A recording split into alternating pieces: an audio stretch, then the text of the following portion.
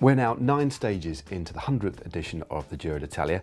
On the second rest day, and already there's a multitude of talking points. It's been incredible. It has. Now, before we delve right into it, if you haven't been keeping up to date with the race just yet, then let's try and fill you in. There has been one big GC battle so far, and Nairo Quintana of Movistar has come out on top. So he now leads the race. He's wearing the pink jersey, and he has a gap of 28 seconds over Thibaut Pinot of FDJ, and ominously over time trial star Tom Dumoulin of Sunweb. And there've also been a couple of successful breakers. Jan Polans won his second Giro d'Italia stage. Also Sylvain Dillier of BMC was successful. And as well, the sprinters have been really spreading their wings, with Andre Greipel taking a stage and both Caleb Ewan and Fernando Gaviria getting their Giro accounts off.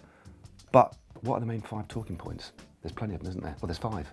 Yeah, well, they're main. Plenty of 5. Plenty of 5. Well, there's 5 main talking points. We're going to touch on those now.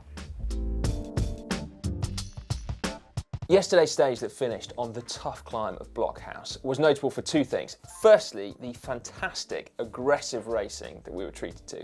But then secondly, yet another incident involving a race motorbike that is going to be affecting the outcome of a major race. Yeah, it was Sunweb's Wilco Kelderman was the first rider to strike that stationary motorbike. And Tom Dumoulin only just got through, but Kelderman came down. He's out of the race. He broke a finger. But other riders, GC contenders that take it out of the mix. Mikel Landa, of course, Geraint Thomas fell very, very heavily, and also Adam Yates. So 3 main GC contenders completely out of the mix. Yeah. Thankfully, they're still riding, but really, any real GC hopes now are completely out the window. Yeah, that's right. Now, taken in isolation, it does look like it was just human error, you know, a momentary lapse of judgment from the motorbike rider that led him to park in a frankly stupid place. Now, not in isolation, taking in the wider context, then, as we said, it's yet another incident that should not have happened. It should be avoided. But leaving aside the issue of motorbikes for a minute, it was actually the aftermath of the crash that's caused the most debate. Should Nairo Quintana's Movistar team have waited for the other riders to pick themselves up and chase back on, effectively letting their GC rivals back into the race? Now, cycling's unwritten rules have always said that perhaps that is the case, but I think that's the key word, though. Even cycling's nebulous, unwritten rules say perhaps, and that's where is this ridiculous ambiguity. One of the things we talked about before we recorded this was, you know, is there a real Patron in the Peloton anymore? And I don't think there is, because, you know, I know Matt White has been quite vocal, the director sportif of Orica, saying that Nairo Quintana's team were unsportsmanlike. They should have at least knocked the pace off a little bit to allow an opportunity for the riders to get back on. And I do see that point of view. But also the race was on. There's only 15 kilometres to go. So I'm kind of struck. I can understand both sides of the argument here.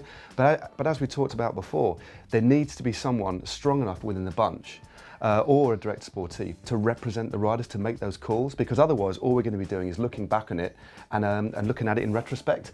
But it's basically a decision that needs to be made on the ground, and there's nobody there to make it. No, but then equally that doesn't answer the question, does it, about whether it was right or not? Because saying that we just need a Patron to make the call, but what should the call be? Because no one really knows.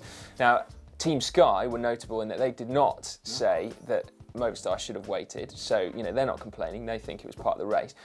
My own 2 pennyworth is I just wonder whether or not the slight lack of respect, perhaps, for fallen rivals, it might be a self-perpetuating cycle here, because for every incident like this where riders are not waited for, then that puts more pressure on teams to be in the right place at the right time, and there isn't enough space for everyone to be at the front of the race, and therefore you get more teams fighting, higher speeds, and then you get more incidents like this in the first place. So it's like this snowball effect.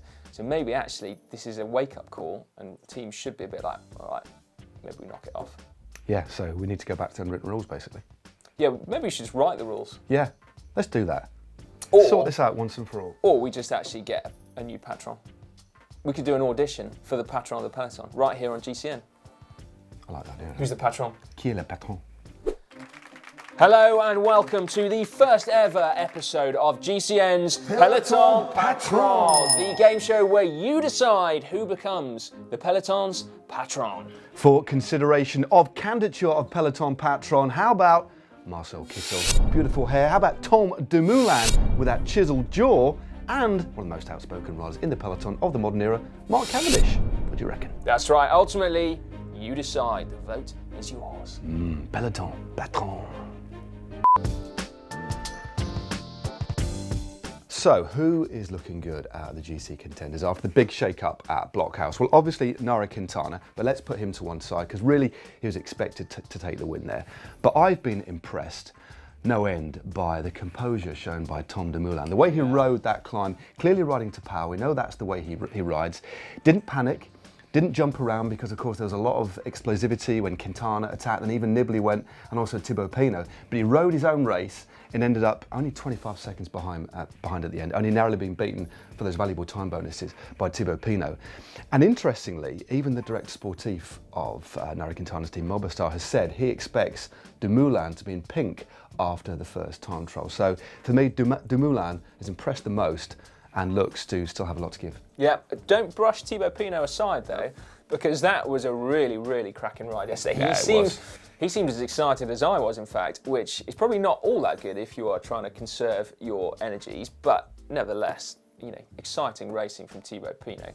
And don't write Vincenzo Nibali off either. There is still chance for him to take this Giro. Don't forget, last year, he looked like he was well out of it going into that final week, but then all his other rivals faded and Vincenzo carried on strong, and lo and behold, he took the victory. Yeah, he's only a minute behind, so let's not write him off just yet. But and generally speaking, he does ride himself into these Grand Tours, so it's still a danger, I think. Yeah, I learned a long time ago never to write Vincenzo Nibali off. No, don't do that. Vincenzo Nibali is not going to make We have had some fantastic sprint battles already in this year's Giro d'Italia, on some very technical finishes as well, haven't we? Which is a point not lost on the Peloton. Andre Greipel continued his incredible run of Grand Tour victories with another one here, and indeed he took the pink jersey at the same time. But it's the rise of the youngsters that's been particularly exciting, I think. It certainly has. It's been, you know, some of these sprints have been so exciting, but Fernando Gaviria got his Grand Tour stage wins off the mark, with 2 stage wins in fact. He's looked very, very good, delivered perfectly to the line by his Quick Step Floors team. And also Caleb Ewan, he's taken his 2nd Grand Tour stage win after his win in the Vuelta last year. He's looking extremely fast. It's also worth mentioning Sam Bennett of Bora Hansgrohe, the Irish speedster, 3rd twice despite being ill. And another rider that I'm going to mention that might be off quite a lot of people's radar is Ryan Gibbons, 22-year-old, riding for Dimension Data from South Africa, riding his first ever Grand Tour, and he's finished in the top 10, or top 8 in fact, on 4 occasions in bunch sprints. Definitely one to watch for the future. Right, write that name down. Ryan Gibbons.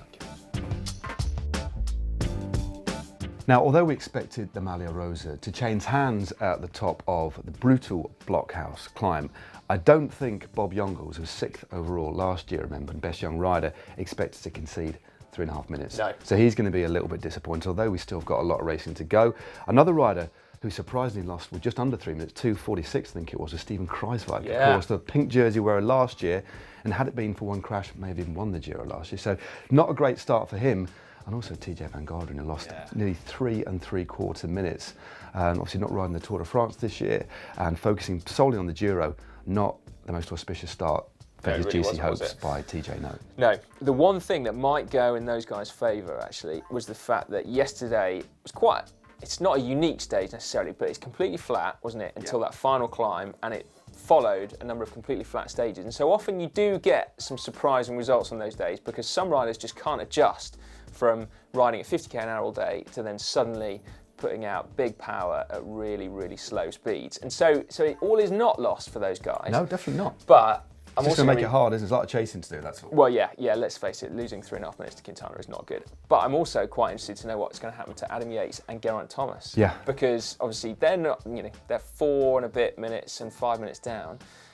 But it's the Giro, All is not lost for those guys either. How are they going to race it? I really hope they're going to stick with it, go for GC as opposed to just sitting up and then trying to go for stages. Because, podium's not out of reach. Definitely not. I mean, it's a topsy-turvy race. I think the Giro in particular doesn't always run to type at all. And as we saw yesterday in that catastrophic incident, the GC can be turned on its head in an instant. It can. So, yeah. Well, we mentioned in the introduction about the incredible ride of Jan Pollens, and we feel we need to doff our imaginary cycling caps to that man for what was a fantastic performance. It was, stand out. He attacked and was in an early breakaway on what was a pretty mountainous stage in Sicily that finished on top of the fearsome Mount Etna. Now, if there was a script for stages like that, then you would expect it to read as follows. Breakaway goes early. Tick. Breakaway splits up because the day's so hard. Tick. Last man standing gets caught on the final climb and then trails in the wake of the GC battle. Generally tick. But it didn't happen that way. But we must remember that Jan Pollance's solo to victory in the Giro d'Italia before, very, very strong, underrated rider. But what you have to look at is that brutal headwind on Etna as well, and he still managed to stay away from quite a big group of about 20 riders containing all of the GC guys.